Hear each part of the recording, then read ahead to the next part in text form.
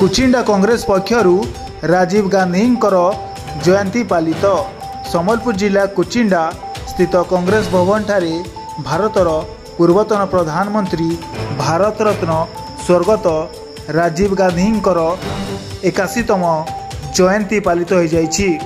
कुचिंडा नगर कांग्रेस सभापति अखिल प्रताप सिंह तत्वावधान में होइथिबा कार्यक्रम रे नगर संपादक जितेंद्र साहू, नगर साधारण संपादक मोहम्मद शफीक, युवा कांग्रेस सभापति आशीष प्रताप सिंह, पीताम्बर माझी, विष्णु साहू, जगन्नाथ बेहेरा, टुलू शर्मा, इमुम मल्लिक, प्रीतिमान पंडा, अभिमन्यु बेहेरा, दुर्गामाधव साहू, पप्पू दास, संजय महानंद, सनातन कुसुम प्रमुख उपस्थित रही।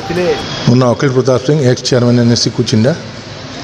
आज आम कांग्रेस भवन रे स्वर्गत भारत रत्न प्रधानमंत्री राजीव गांधी जन्मवार्षिक आज आम 81तम जन्मवार्षिक आज पालन कलु।